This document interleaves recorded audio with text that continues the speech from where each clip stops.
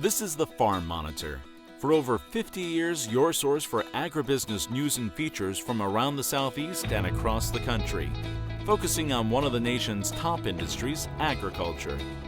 The Farm Monitor is produced by one of the largest general farm organizations, the Georgia Farm Bureau.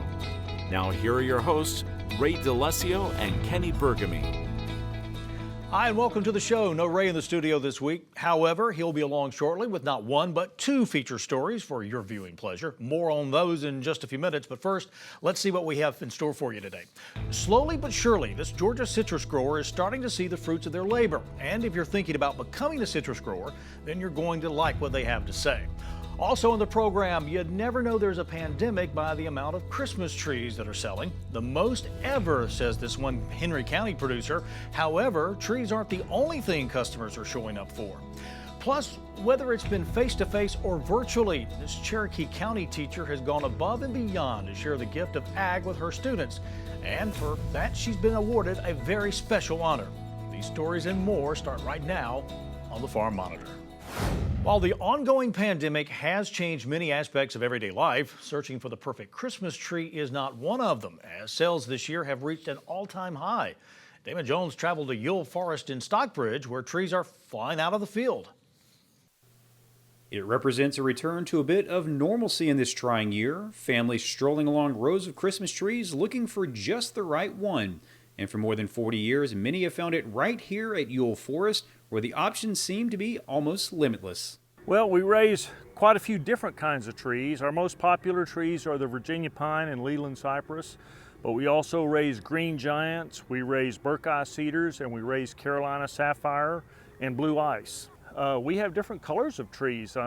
There's several shades of green, and some of them can be kind of a bluish green tint. Some of them can be blue. We have snowflock trees here at the farm. And we snowflock trees white and pink and blue and purple. And it's a good thing there are so many to choose from, as early demand has been unprecedented, with families looking for a quick getaway from their everyday lives. Business this year for 2020 is the fastest I've ever seen it. 2020, of course, has been a complicated year for everyone, us included. And I think everybody has been looking for an escape from what the year has been. So this season's been really fast. We opened the week before Thanksgiving, and we were actually getting phone calls weeks earlier. And it's not just the tree hunt families enjoy, but also the Christmas spirit Yule Forest offers up all throughout the farm. Right now, out at the farm, people are laughing and cutting up and singing Christmas carols, and it's really, really fun. It's really an enjoyable atmosphere, and we really are big on building family traditions. Families can come out, they can enjoy the music, have a cup of hot cider, and do the big search for their Christmas tree. However, the main purpose for this outing is, of course, bringing home the perfect tree to celebrate the holidays. And a common misconception many shoppers have is that bigger is always better. When you're looking for the perfect Christmas tree, the very first thing you need to know is how big your tree can be. That's the biggest mistake that folks make when they come out to the farm is they forget how low their ceilings are, and they get a tree. A big tree is beautiful, but it may not fit in your house. So make sure of your space in the house, and then go look for the tree.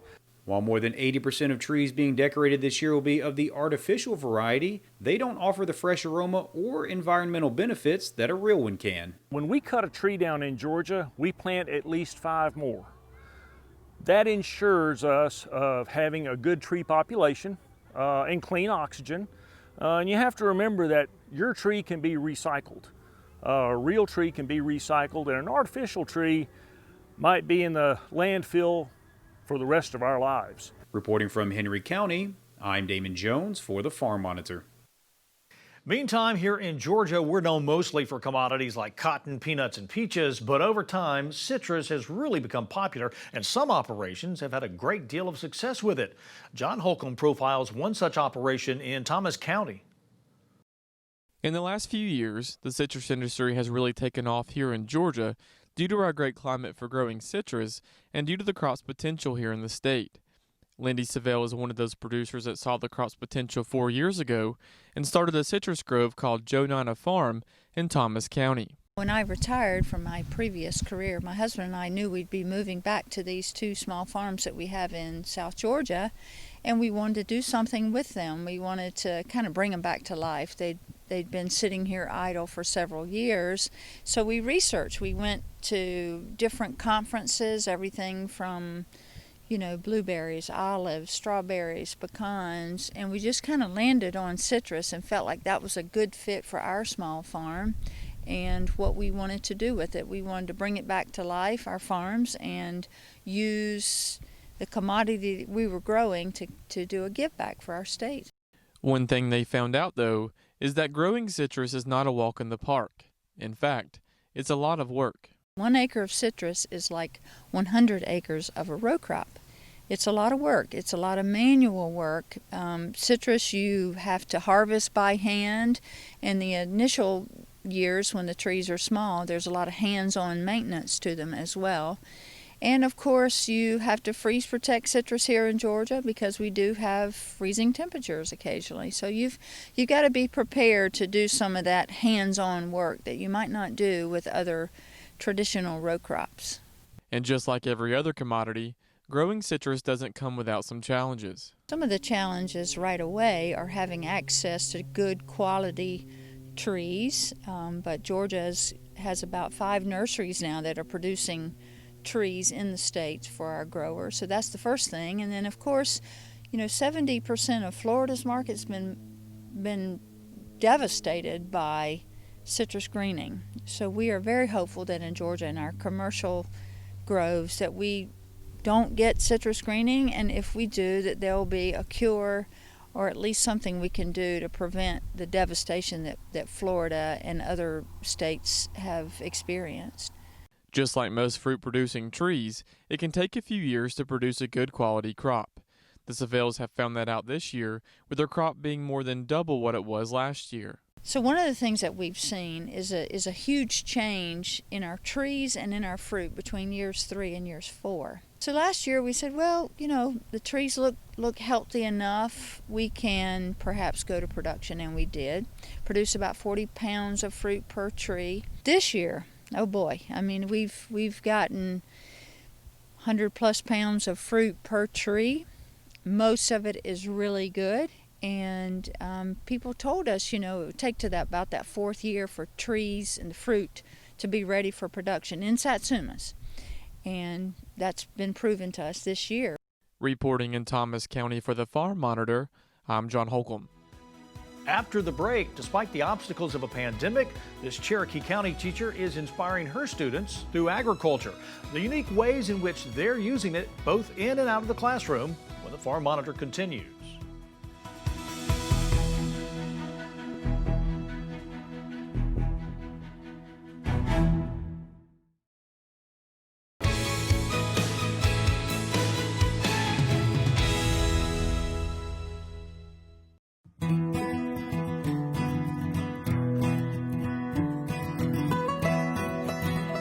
My name's Ronnie Lee.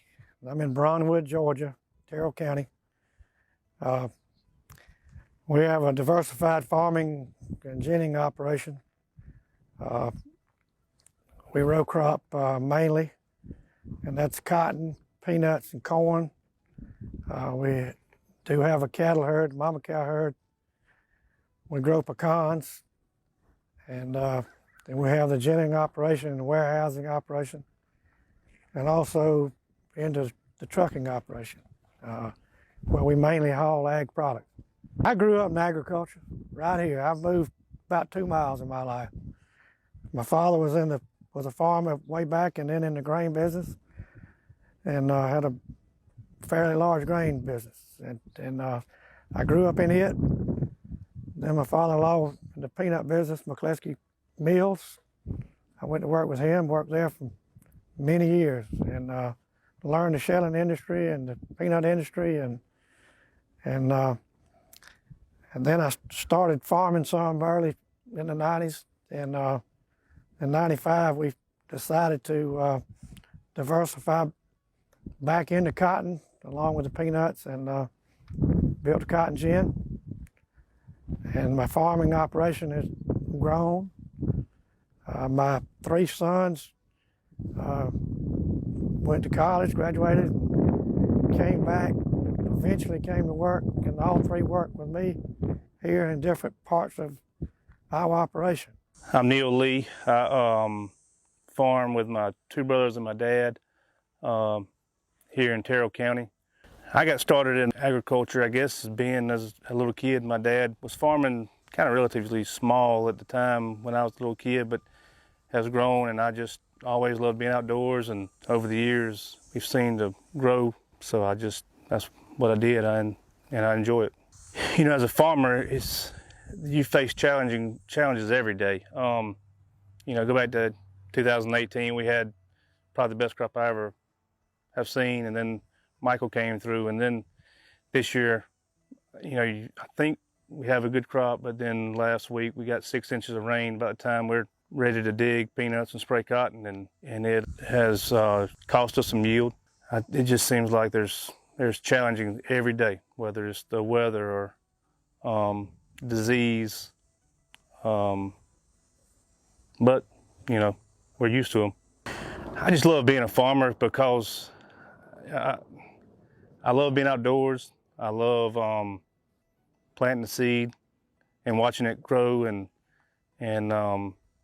knowing in 150 days you'll harvest it and see what you know, what your hard work's paid off. For the first time in modern history, Georgia Farm Bureau has decided to forego its annual convention due to concerns over COVID-19. That means no gathering of the Women's Committee to honor the Ag in the Classroom Teacher of the Year. Still, it didn't stop Ray DeLessio from traveling to Cherokee County and sitting down with a 2020 recipient, Karen Garland.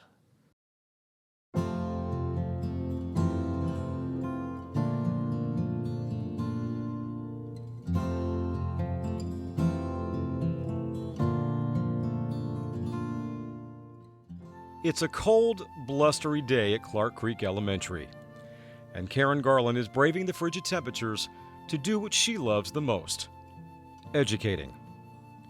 Her interaction and engagement with students, passionate and quite frankly priceless, especially in an era of uncertainty. There's nothing ordinary in 2020, Karen, and that includes teaching. From an educator standpoint, talk to me about how challenging 2020 has been for you. Okay, so one of my things is I am a very hands-on teacher, and so this year you think about all of the supplies and the resources and what I call my treasures that I get to use. I have to be very careful because you think about the number of students that may possibly be touching and using these things.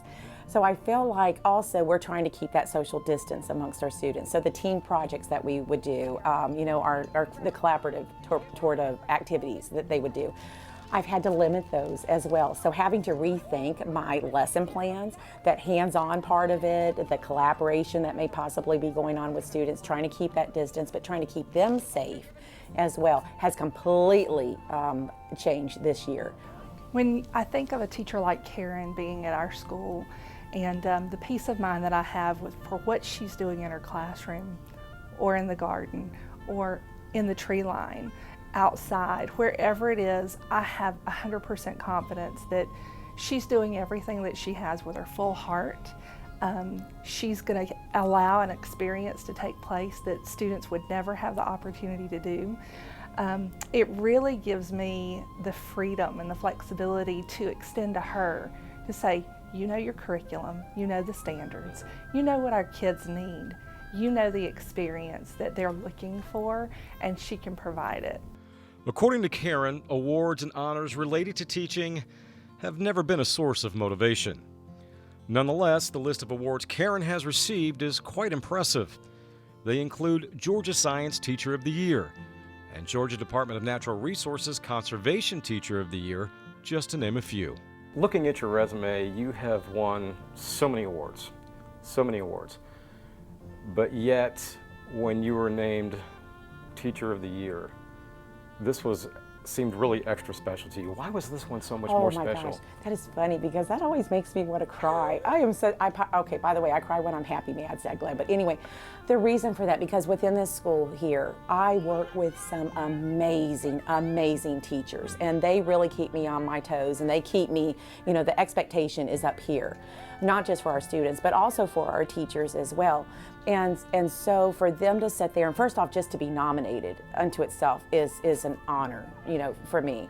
And then to go through that process and actually be chosen as that person, I'm like, oh my goodness. So, you know, I do everything that I do, it's not going to be for an award, it's for the kids.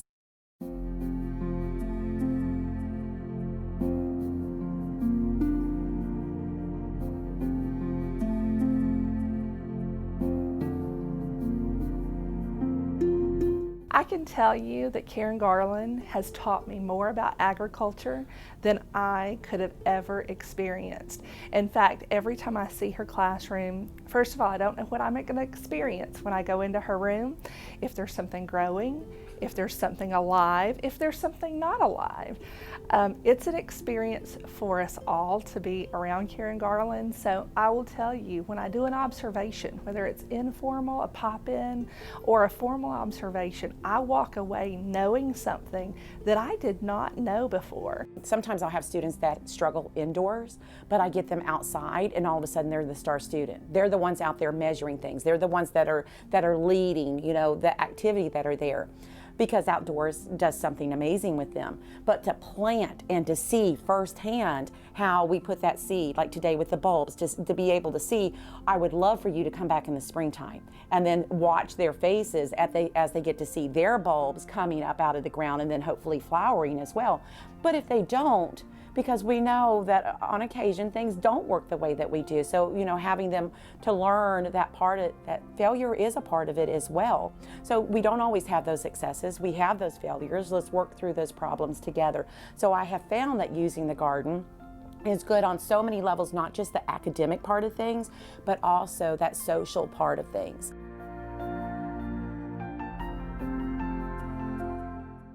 Karen Garland, your 2020 Ag in the Classroom Teacher of the Year. Well, from Georgia FFA State President to the top collegiate finisher in this year's GFB YF&R discussion meet. When we come back, a conversation with Willie Sizemore of Lee County.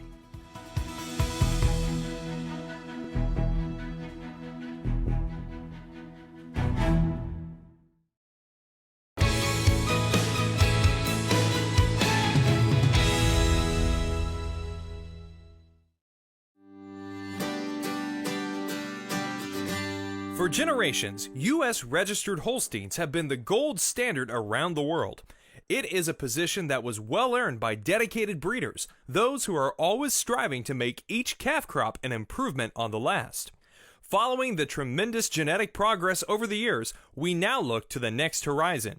Penn State University's Chad Deckow shares his insights on achieving the perfect cow in the future. It's really impressive the amount of potential genetic change that we could make. We could have cows that are basically plus 30 or 40,000 pounds for PTA milk, and that would produce 100 to 150,000 pounds of milk and really high fertility and so forth. The ideal registered Holstein will evolve to meet the needs of a changing dairy industry, Deckow explains. We don't even really know 20 years from now what will be the main selection goals. Will we still be worried about pounds of fat and protein and fertility, or will we be worried about, rather than protein, the actual types of proteins that we're making from a human health standpoint and from a milk processing standpoint? Emerging issues like disease resistance and selecting cows that function well without the use of antibiotics could shape breeding decisions in the future. And we tend to think that probably all of us are heading in that direction, so it's a really good model to look at for how can we select cows that work in an antibiotic-free type of environment. With new and improved technologies like genomics coming along at a rapid pace, the next few years and decade hold great potential for dairy cattle genetics. When we think about the development of new traits, the challenge with our previous system was we needed millions and millions of records from millions of cows to really do it well. Well, now, if we get good data on a large number, but not millions of cows, we can still make genetic progress. Walking through the nation's dairy barns, progress made through the years is evident, and it's positioning U.S. registered Holsteins as the perfect standard for generations to come. Just to see the changes and to see the progress that we're making as a breed and as an industry is really exciting. For Holstein Association USA, I'm Miles Ramsey. Well, finally this week, often overlooked but never forgotten, the top collegiate finisher in Georgia Farm Bureau's annual Young Farmer and Rancher discussion meets, one of the many bright spots of the competition. In most cases, that person goes on to do great things both in and out of Farm Bureau. At this year's competition, former state FFA President Willie Sizemore was that person. During the recent conversation with Ray DeLessio, Willie said the experience he gained from this will pay huge dividends down the road. Well, Willie, I want you to know you are the first Georgia Farm Bureau college discussion meet winner that we have ever profiled. So congratulations on that. I don't know why, but you were the first. We have followed your career path, I guess you want to say, Willie, since you were in high school, state FFA officer, then on to the national FFA officer team, college, now discussion meet winner. We're so proud of you. Okay, we're so proud of you. How much of an impact has FFA made on you, especially as you progress, and how much did it help with winning the college discussion meet? Well, you know, Mr. Ray, the first time I ever competed in a discussion meet was with FFA in the Blue Jacket. In 9th grade, I actually competed in the discussion meet on the FFA level that's sponsored by Georgia Farm Bureau and got a real taste of the competition. So that really helped me prepare for the state contest. And then all of the professional development and leadership skills all FFA members in the state of Georgia get really helped me have success in this contest, I believe. Mm-hmm. Now, of course, success, Willie, it takes teamwork. And there was somebody that kind of helped you along the way. Oh, well, we're very familiar with her too. I think her name is Kylie. You want to elaborate on that? Well, Kylie, as her dad says, she's a friend of mine that's a girl, and she's from Livonia, Georgia. She's from Franklin County. She's a collegiate discussion meet winner last year, and I would consider her one of my strongest coaches for this contest. She actually went on to win the national collegiate contest in Milwaukee a year ago. So I had some real good help in my corner preparing me this year. It was different because it was virtual, but she was able to help me navigate the waters. Yeah, and what other things did you do to really prepare for the college discussion meet? For the people that aren't too familiar with it, really discussion meets in general, how do you prepare for them, Willie? Because there's a lot of research. I know you get the questions in advance, but still there's a lot of research there. Do you take it one topic at a time? Do you try to cram like a college student, or what do you do? So some of the things I did was I started with my opening and closing statement. So I prepared those ahead of time. More the opening statement and the closing statement, because in the closing statement, there's a lot of things you want to include from the round, but I made sure to memorize those and get those down. And then I would just use the coursework I have at the University of Georgia. Some of the things I learned in my ag policy class really helped this year with some of the questions, and follow just the ag trends online. You know, I really like to subscribe to AgriPulse. It's a really good resource that I've used to, you know, stay up to date on different ag policies and ag issues. And the Georgia Farm Bureau and American Farm Bureau websites were great resources for me on their issues pages as well, to make sure I get the much needed facts that they're looking for in those rounds and discussion meetings. Yeah, and Willie, it goes without saying, again, you know, I've known you for about 7, 8 years now, from your high school days. Now you're a grown man with a full beard. Scares me. Scares me because it makes me feel like I'm getting old. But congratulations, man. And we wish you nothing but the best, Willie. I appreciate it. Thank you for having me. Have a great day. Okay.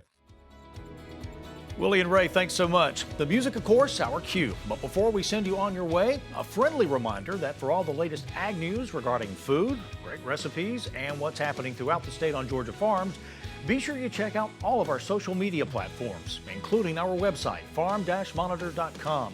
You'll stay informed and see what's up in the world of agriculture and with us here on the show. Take care, everybody. We'll see you next time right here on the Farm Monitor. Stay safe and have a great week.